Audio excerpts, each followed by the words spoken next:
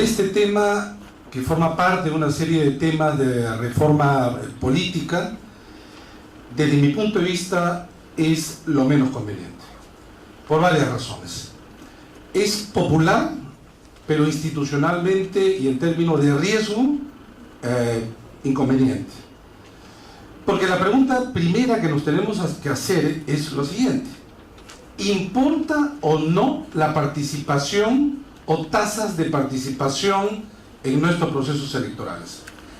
En un país como el nuestro, de precarias instituciones, partidos políticos extremadamente débiles, desafección de la política de la mayoría ciudadana, introducir el voto voluntario o facultativo no haría sino poner mucho más problemas de los que ya tenemos.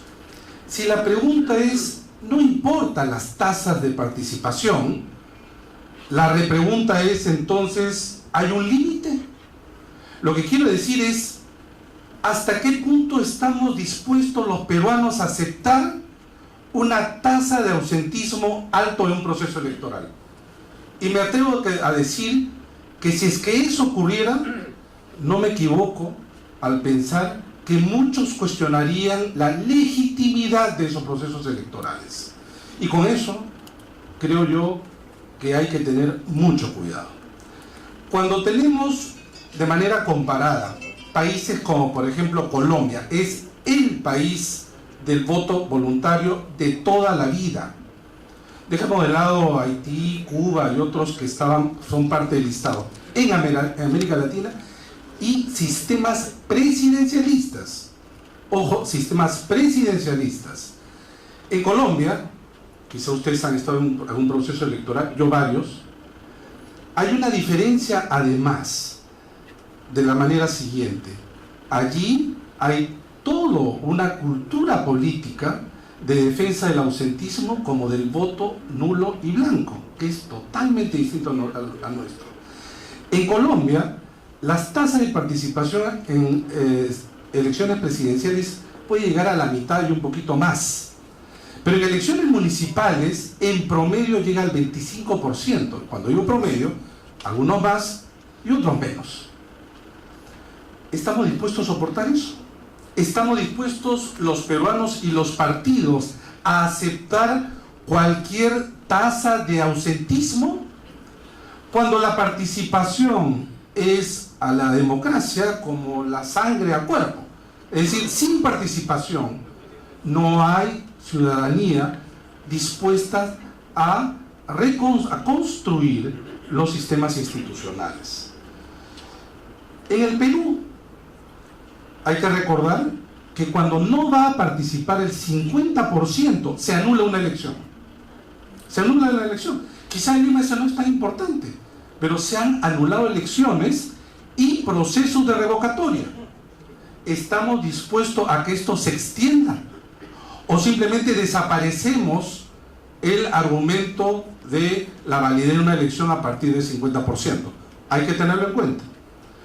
Por otro lado, hay que preguntarse qué elección nos importa, porque más allá de cualquier proceso educativo, propagandístico, de capacitación, en Colombia se gastan millones para hacer propaganda, para que la gente vaya a votar. La gente no va a votar por propaganda.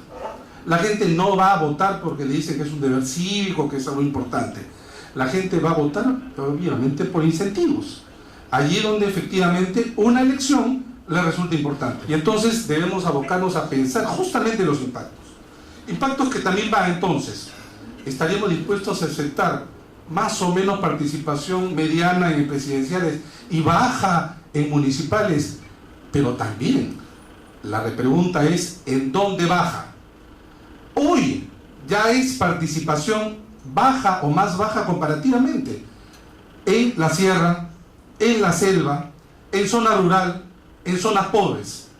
En zonas pobres. En zonas pobres donde en algunos casos bordea el 50%. ¿Se imaginan ustedes con voto facultativo? ¿Nos importa o no nos importa? Ese es un aspecto que me parece fundamental. Un aspecto al lado de esto complementario, no menos importante, pero creo que simplemente para que lo consideren, No sé si es que los organismos electorales, o saben que los organismos electorales se nutren de un sistema que yo en su momento llamé un sistema de presupuesto perverso, porque llegó un momento en que el 75% del presupuesto de los organismos electorales se debían a las multas. De eso se nutrían. Y era perverso porque el éxito de un proceso electoral es la quiebra económica, ¿no? Y el desastre de participación electoral era la bonanza económica. Esto hay que romperlo. No digo que esto debe mantenerse así, hay que romperlo. Pero luego viene la parte de la propia organización electoral, y algo lo ha adelantado Fernando Castañeda. En nuestro diseño, los miembros de mesa son sorteados por los ciudadanos y son obligados a presentarse, a ejercer, porque ellos son los que organizan el proceso el día de la jornada. ¿Qué método vamos a utilizar con voto facultativo? Bueno, uno puede mirar en otros lugares, ¿no? Por ejemplo, Colombia. Volvamos a Colombia. En Colombia, ¿de dónde se sacan los miembros de mesa? De la administración pública, de los empleados del ámbito de la educación. ¿Estamos dispuestos a eso? ¿Quién? ¿Cómo? Porque una cosa es Colombia y otro es Perú, donde se desconfía. Donde se desconfía porque quien esté en el gobierno podría manipular esto, habría que tener ajustes, que no digo que necesariamente sea, pero eso también es un riesgo. Sobre el tema de los partidos. No es que los partidos se movilizan y hacen propaganda para que la gente vaya a votar. Disculpen, en los mayores lugares de compra de votos, que son en América Latina, los países en donde hay voto facultativo. Porque la gente sabe que su voto ahora cuesta económicamente, no institucionalmente, económicamente. Y cuando se dice favorece a los partidos más organizados, favorece a los partidos más organizados, ustedes pueden ver en Nicaragua, en Colombia, últimamente en Venezuela, claro, los que tienen mayores recursos, y ahí en estos países, en nuestros países, donde la legislación sobre el equilibrio de las finanzas no es exactamente igualitaria, aquellos quienes tienen recursos efectivamente van y llevan a la gente a votar en camiones. ¿Importa la mercantilización del voto o no importa? Son preguntas que creo que nos tenemos que responder. Yo simplemente adelanto por esta primera intervención lo siguiente. Yo creo que es más importante, porque además, dicho sea de paso, esto es incremento de los costos. Acá no hay voto facultativo y no cuesta nada. Acá cuesta, va a costar. Va a costar porque se va a incrementar esto de la propaganda, la publicidad. Va a costar los miembros de mesa. Nadie va a ir a ser miembro de mesa simplemente porque los convoquen. Esto va a costar el voto facultativo. Y porque además se tiene que organizar el proceso electoral para todos, pese a que pueden ir el 25%, el 20%, mucho más. Yo creo que en realidad en nuestro país se necesita dar más facilidad a la gente para votar. ¿Qué quiero decir? La gente, lo ha dicho Fernando Castañeda, según los informes defensoriales, pero también lo tiene OMPE, también lo tiene Jurado, no es lo mismo para nosotros ir a votar en un centro cerca de nuestra casa que en zona rural. Allí la distancia entre el ciudadano y el centro de votación es más larga y más costosa en todos los ámbitos. La gente no va a votar no solo porque le falta interés, sino porque no se le facilite. Para que eso suceda es necesario invertir. Es esa inversión que hace un momento el doctor Francisco Tábara ha señalado, que justamente desde el gobierno, los gobiernos, mezquinan muchas veces presupuestos electorales. Llevar el voto, facilitar el voto es lo que falta. Allí hay que incrementarlo ahora. Los sistemas bioreferenciales exigen un cambio en lo que se llama el voto domiciliario, acercar los locales de votación a la gente. Muchos de ustedes probablemente tienen que desplazarse incluso en sus propios distritos. Eso en otros países no existe. Bueno, eso cuesta. Hay que invertir. Las otras preguntas, sin embargo, yo las planteo porque son necesarias antes de cualquier decisión de esta envergadura. En los países cambian de voto obligatorio a voto facultativo una vez en sus vidas. Nada más. Gracias. La democracia, lo escuchamos al inicio, es una comunidad de hombres libres e iguales. Esta idea de iguales pasa porque en las democracias representativas, quienes nos representan los intereses de las personas que vivimos en una comunidad. Esa representación se constituye en forma renovable, cada cierto tiempo hay que renovarla para estar seguro que estamos, digamos, los que nos representan están siguiendo nuestros intereses, si no es como las primeras elecciones de la Unión Soviética, ¿no? Se hacen, ganan unos, luego se determina que no fue adecuado, se cierran, no se vuelven a hacer elecciones, o como cuando Hitler gana, que se hacen una sola vez y luego no se hacen elecciones. Y luego la idea es que también tienen que ser renovables y empíricas, no basta que digamos a la gente, la gente seguro me quiere que me quede, ¿para qué llamar a elecciones?, ¿no? Entonces la idea es que tienen que ser renovables, tienen que garantizar que estamos más o menos conectados entre lo que la gente quiere y quienes nos gobiernan es muy importante. En muchos países efectivamente se puede tener voto voluntario, voto facultativo, y no se rompe esa representación, sea porque son democracias más ricas, sea porque las clases medias o las clases bajas son movilizadas por partidos políticos que las representan, o si bien en algunos casos puede haber una pequeña problema de representación de sectores más pobres, terminan siendo dramáticos. La mayoría de personas consideran que aunque fueran a votar 50%, 55%, ese resultado mal que bien representa a la sociedad. Yo creo que el principal problema con una propuesta como la actual es que va a haber una representación muy diferenciada de sectores sociales en el Perú. Esto es, sectores que van a ir a votar más, son sectores que tengan más recursos, que les cueste menos votar, y ellos van a recoger una proporción mayor de la representación congresal o del voto presidencial. Sectores más alejados, sectores rurales, mujeres, sectores pobres, sectores más alejados de la ciudadanía, probablemente van a ser menos representados. Y dejo para la segunda ronda hablar un poco de las consecuencias, pero creo que este escenario es bastante plausible. Veamos lo que acaba de pasar en Chile, por ejemplo, un país en que tiene partidos mucho más fuertes que el peruano, una mayor cultura, digamos, democrática, una mayor penetración territorial del Estado, mejores vías, mejor construcción de acceso a diferentes lugares, y sin embargo la adopción del voto facultativo ha dado lugar a una caída en la participación, pero no solamente eso, una caída diferenciada, como vengo diciendo, de acuerdo a sectores sociales. Las encuestas no estaban tan equivocadas. La concertación tenía ventaja sobre la alianza. Lo que pasa que al final votaron más personas ricas que personas pobres. Y eso hizo que finalmente lo que las encuestas daban un margen mayor se ha terminado juntando. Yo creo que eso puede suceder en el Perú. Creo que el riesgo de que eso se dé es bastante alto.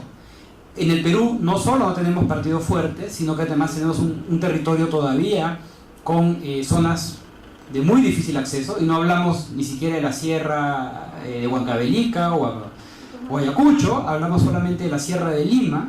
A veces cuesta más llegar o movilizarse a Lima, dentro del departamento de Lima, que ir hasta la frontera norte o la frontera sur. Entonces, ese es un riesgo enorme, grande, que llevaría a una representación diferenciada. Y a mí lo que me preocupa es que en mucha de esta discusión hablamos de temas de libertad, hablamos de temas filosóficos, abstractos, cuando en realidad yo veo que hay personas que son bastante cínicas al estudiar la política, que ven las cosas muy en el punto de interés. ¿Qué me interesa? ¿Qué quiero yo? Y luego edulcoro la justificación para que suene bonito, pero en el fondo estoy actuando por interés. No es la línea que yo sigo. Yo creo que el ser humano es más complejo que eso. Sin embargo, en este tema sí me preocupa ver mucho de eso. Uno ve editorialistas que hablan del voto voluntario como un gran aporte a la libertad, a la construcción de ciudadanía, que solo los más interesados vayan a votar. Cuando lo leo, lo que veo es como dos luces que dicen así: no quiero que voten tantos pobres porque pueden generarme problemas en los resultados que no puedo controlar bien. Entonces, el Congreso pasado discutió este tema y esta idea de intereses se dio. Creo que con la excepción del PPC, me parece, que sí votó contra lo que uno pensaría contrario a sus intereses. ¿Por qué digo esto? Porque votó por la idea que se mantenga el voto obligatorio. Al PPC, por su composición de clase y su concentración de clase, tal vez, más bien dicho, le convendría el voto voluntario. Su peso crecería. Sin embargo, otros partidos votaron por lo que creo son intereses. Señalaron razones de libertad, de valores, para señalar que preferían un voto voluntario, que era adecuado, cuando en realidad creo que lo que estaban pensando es eso va a reducir el voto de sectores más pobres.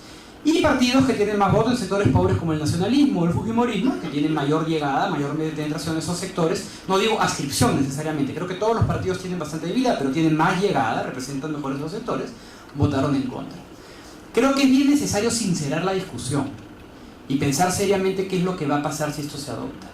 Mi impresión es que si esto se adopta vamos a tener este problema de representación diferenciada. Sectores que van a estar menos representados, más allá de que esto perjudique al nacionalismo, más allá de que esto perjudique al fujimorismo. Creo que es bien importante pensar los costos de una democracia en la cual se elige a la representación o se elige a la presidencia con los sectores desproporcionadamente, digamos, con un voto desproporcionado mayor de sectores medios, sectores urbanos, sectores altos, probablemente más masculinos. Es para pensarlo, para discutirlo, no es un tema secundario y creo que tiene que salir al frente de la discusión, no quedarse por lo bajo frente a argumentos más dirigidos hacia lo que puede ser filosóficos sobre si es un deber o un derecho, sino más bien considerar, queremos ser un país en el cual una buena cantidad de la gente no vaya a votar, pero además mucha de esa gente que no vaya a votar son precisamente los sectores menos representados. Me parece, personalmente yo creo que no, pero eso lo podemos discutir. Lo que creo que es importante es sincerarlo. La democracia hacen los partidos. Si los partidos políticos no son partidos fuertes, no son capacitados, no son organizados, no conocen la verdadera realidad del país, ¿cómo puede haber una confrontación de programas o de planes estratégicos de conocimiento de la realidad que instruya y presente estos programas en un lenguaje que todos podamos escuchar y entender? Creo que eso es muy importante. Por lo tanto, yo quiero incidir y aquí presente a los congresistas, decirles que todavía es la oportunidad de buscar el financiamiento para los partidos políticos, financiamiento directo a los partidos políticos. Porque creo que hay que fortalecer la democracia interna en el partido. Otro tema que también los panelistas han hablado es de la pobreza. Yo precisamente busqué un tema de la pobreza cuando hablaba Mandela sobre se crea la pobreza también, pero podemos solucionarla. Pero ahí, ligado a la pobreza, hay un tema que va relacionado íntimamente, es el tema de la educación. Últimamente, en los últimos días, hemos hablado del tema de la educación y que estamos, de 65 países, somos el país último.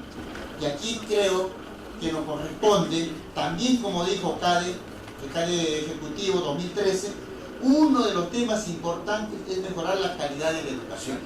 Entonces, los empresarios también quieren que se mejore la educación, porque la educación creo que es el motor de cómo podemos desarrollarnos. Si nosotros analizamos el tema del desarrollo científico y tecnológico, nuestro país, como país, creo que la inversión per cápita, creo que es 0.03% de participación per cápita por persona. Entonces, considero que habría que mejorar fundamentalmente el desarrollo de la democracia interna en los partidos políticos, ser los más fuertes, porque ellos son los que van a presentar programas. Y si no los conocemos, seguramente que seremos pues parte del marketing político, que eso es un tema crítico y creo que nuestro país debería desarrollándose. Y si hacemos una historia rápida de las últimas elecciones, es probable que eso tenga una participación sumamente alta. Y para terminar, creo que la participación de los organismos electorales en el tema educativo tiene que ser, digamos, más dinámica. Creo que nosotros podemos participar haciendo un poco de conocimiento y en eso creo que el Ministerio de Educación, introduciendo en la currícula el tema de la democracia y el tema del voto para que el niño conozca y pueda percibir que su participación es importante desde niño hasta la... Creo que también en la línea de estar claros de por dónde hay que transitar, habría que tener claro de que la idea de que las personas libremente ejerzan su derecho al voto es una idea importante con amparo constitucional. Pero claro, esta idea para poder ser lograda necesita de la realización paralela y previa de un conjunto de presupuestos materiales que deben de ser llevados a cabo, ¿no? Y en ese sentido creo que esta idea del voto facultativo sí tiene que ser considerada dentro de este esquema general, ¿no? Como parte, vamos a hablarlo así, de un plan estratégico de mediano y de largo plazo. Empecemos con una medida que nos parece crucial, que es con los miembros de mesa, ¿no? O sea, con los miembros de mesa nos parece una medida importantísima y además las facilidades para votar. Creo que esos dos podrían ser dos objetivos a corto plazo, que sin duda se vienen llevando a cabo algunas iniciativas, pero que se podrían enfatizar de mayor medida para ver y evaluar cuando se implementen medidas de mayor alcance, de mayor intensidad, en qué medida la idea del voto facultativo está más cercana a la población. Creemos desde la Defensoría en ese sentido que más bien debiéramos enfatizar en lo que mencionaba el doctor Tuesta, ¿no? y Eduardo Darmian en relación a tratar de acercar estas situaciones y facilitar el voto de las personas. ¿No? Creemos que eso es sumamente importante. No hay que ser, digamos, experto para darse cuenta qué es lo que pasa luego de que uno va a votar, ¿no? Y qué es lo que las personas comentan en los medios sociales, en las redes sociales, sobre cuál ha sido su experiencia al momento de acercarse, ¿no? Desde la Defensoría creemos que quizás no debemos también, y esa es otra idea que nosotros hemos venido reflexionando, no debemos tanto focalizarnos en los últimos actos o en los actos finales del procedimiento de votación, porque sin duda son importantísimos, sino más bien creemos que hay que trabajar mucho en los aspectos previos, de forma tal que se generen las condiciones necesarias que inclinen la balanza progresivamente a que como sociedad admitamos, sin mayor reparo, que el voto facultativo es la mejor opción democrática dentro del Estado constitucional. ¿Qué razones existen para plantear ahora, en el contexto de la política peruana, voto facultativo? Se esgrime el tema de la libertad entre razones de índole abstracta. El voto en el Perú, y he leído en varias oportunidades un error clamoroso, es libre. El voto en el Perú es libre. La propia Constitución lo señala. Porque libre, además, está acompañado de que desde el momento en que el voto es secreto. No era libre cuando no era secreto. ¿Y por qué lo era así? Porque existía una serie de mecanismos para obligar a la gente que vote en un sentido y no en otro. El voto es justamente libre porque uno puede votar sin que se ejercite, en este caso los peruanos, ningún acto que lo lleve a votar por un partido o un candidato. El voto es libre y es obligatorio, que es otro tipo de naturaleza del voto. Se dice, y lo hemos visto sobre todo en medios de comunicación, algunos columnistas, que en realidad la calidad de la representación sería mejor. ¿Por qué? Porque irían a votar los más enterados, etc. No existe ningún estudio empírico que relacione esto. Es más, podríamos argumentar lo siguiente: la calidad de la representación en Colombia, en Venezuela, en Nicaragua, es mejor que la uruguaya, argentina, peruana, porque uno tiene voto facultativo y el otro tiene voto obligatorio. No. En realidad, el tema, como lo hemos remarcado, y Eduardo también, es que con el voto facultativo de todas maneras afecta la participación. Al contrario, empíricamente está demostrado que baja la participación. ¿Que puede crecer la participación? Sí, por algunos aspectos circunstanciales. Por ejemplo, en el caso de Venezuela, que es voto voluntario, pero el nivel de tensión que hay entre el gobierno y los opositores de tal naturaleza que utilizan evidentemente las elecciones para confrontar un desenlace, hacia un desenlace distinto a lo que hoy vive Venezuela. Pero en general, en otras circunstancias, la participación es baja. No existe argumentación que es sustentada entre voto facultativo y calidad de la representación. Hay muchos sectores en Estados Unidos, por ejemplo, que no votan. Y no votan porque están en contra del bipartidismo, Por el contrario, podrían estar alejados de esta participación sectores que, como acá se ha señalado, de manera diferenciada. En un país, entonces, que no es cualquier país, sino un país con determinadas características que más o menos todos compartimos en sus diagnósticos, en temas de instituciones, partidos, calidad de la democracia, complejidad del país, introducir el voto facultativo no tiene pues necesariamente los mismos efectos que en otros países. Por lo demás, habría que preguntarse, y quizá no hemos tenido el espacio, porque entiendo que esto pues va a seguir en otros ámbitos, quizá la discusión, ¿en qué momento los países cambiaron de voto obligatorio a facultativo y qué incidencias ha tenido? Respuestas que tenemos que tenerlas para tomar decisiones.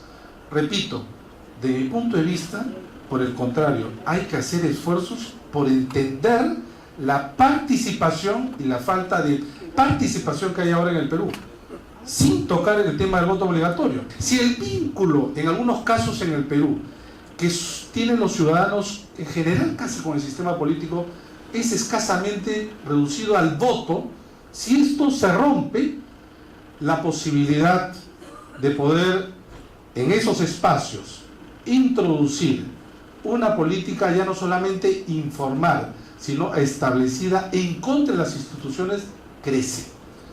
Por eso, desde mi punto de vista, es una necesidad en el país. Los riesgos no son altos. ¿No es mejor seguir discutiendo, como se ha planteado en la misma Comisión de Constitución, temas tan importantes como lo de la ley de partidos, reformarlas, la ley de la 26300 del mecanismo de participación ciudadana, ahí donde nosotros aparecemos como el país con más revocatorias en el mundo? En 16 años tenemos más revocatorias que en Estados Unidos en un siglo. Y entonces preguntarnos a quién está afectando. ¿O no es así que muchas decisiones que se puedan tomar van a abrir nuevos problemas que el Perú a estas alturas en términos institucionales no debiera soportar? Las políticas públicas comienzan a enfocarse en aquellos sectores que van a votar. Y las políticas de aproximación territorial a diversos sectores del país comienzan a seguir bolsones de personas más integradas, porque son los que más van a votar. Entonces se da un incentivo para que esta débil representación de estos sectores, ya hoy débil, se vuelva incluso más débil, ¿no? Entonces mi preocupación central, quiero sí decir que es muy importante discutir estas cosas, me parece muy saludable, me parece que tal vez estamos especulando por gusto, se adopta la medida y mucho no cambia, y que creo es muy importante este tipo de actividades, pero por eso mismo señalar mi preocupación. Mi preocupación es que finalmente una representación construida en forma diferenciada, con sectores más ricos, clases medias, y excluyendo sectores más pobres, pueda dar lugar a políticas públicas, un Estado que refuerce su vínculo con esos sectores integrados y cada vez se preocupe menos por esos sectores no integrados. Esa es una razón finalmente ética, moral, y les acabo de decir que yo veo que en este tema hay mucho interés, en la prensa sobre todo hay mucho interés de que se discuten temas filosóficos, abstractos, pero lo que yo veo es este interés de, mira, si van a votar más las clases medias y altas, tenemos un sistema menos abierto a sobresaltos. No va a venir el cuco chavista, no va a venir el outsider peligroso, es lo mejor. Y quienes no les gusta esto, porque consideran que tienen un bolsón de votos en el mundo rural o en el mundo más popular, que son los que menos votarían, se oponen. Creo que es importante también decir algo frente a quienes considerarán que este escenario de voto diferenciado no está tan mal. Quienes están convencidos que este sistema de voto voluntario podría ser bueno por este interés, excluir a sectores que pueden tener un voto más peligroso para ellos, creo que también es bueno tirar algunas dudas. En Venezuela, hoy por hoy, el voto es voluntario y gana el señor Chávez y gana el señor Maduro. No precisamente personas amigables con las clases medias y las clases altas. ¿Por qué? Porque si tú logras movilizar sectores molestos con el sistema, y en el Perú creo que tenemos muchos sectores molestos con el sistema, puedes incrementar tu participación electoral. Y si luego, desde el Estado, usas el Estado para construir clientelas, también puedes mantener cierto poder en un sistema de voto voluntario. Entonces es bueno que lo tengan en mente también quienes creen que esto va a reducir ese tipo de votos o peligros. Segundo, ya más a nivel local, creo que también genera incentivos para el clientelismo. Hoy por hoy uno lo dice esto en término comparado y la gente dice está loco esta persona, pero lo digo nuevamente, en el Perú no tenemos un problema de clientelismo como el que tenemos en otros países. En Colombia, en Argentina, país con voto, uno con voto voluntario, otro con voto obligatorio, aunque no se aplica fuertemente la sanción por no votar, hay un problema serio de clientelismo, de movilización de grupos hacia las locales de votación, compra de votos, políticas públicas dirigidas en forma clientelista, por una sobreorganización de algunos sectores. Yo creo que en el Perú, en este momento, ese problema no está tan presente. Tenemos otros muchos problemas, pero ese de capturas, compra de votos, se dijo, ¿no? En la elección pasada se va a votar, eso es muy difícil porque no hay la organización para hacer. Pero creo que en estas condiciones, con voto voluntario, también se podría abrir la puerta para un incentivo de ese tipo de tácticas clientelistas, ¿no? Entonces, ya sea porque hay sectores alejados de la representación, de la legitimidad, que consideran no legítimos a los partidos que ocupan el gobierno y que alguien pueda venir y politizarlos, y que en un sistema de voto voluntario donde vota mucha menos gente a través de todos los sectores sociales, esos bolsones de personas movilizadas puedan romper el orden de partidos políticos que hoy existen, o ya sea porque se incrementan los incentivos para clientelismo, me parece que la propuesta de voto voluntario también acarrea peligros para aquellos que creen que les va a solucionar otros problemas. Entonces, dejo eso como pensamiento para discutir más sobre la función, los problemas. Congresista, buenas noches. ¿Qué tan importante es esta reunión realizando lo que es el voto facultativo? Bueno, se abre el debate, es un tema crucial, es un tema trascendental, un tema medular en el país, en lo que es reforma política del Estado, el sistema de elecciones en el Perú. Yo creo que se abre el debate, eso es lo más importante. Hay opiniones a favor, opiniones en contra. Creo que cada vez más está avanzando la idea de eliminar el voto obligatorio en el país, que pienso yo que es antidemocrático, incluso es inconstitucional.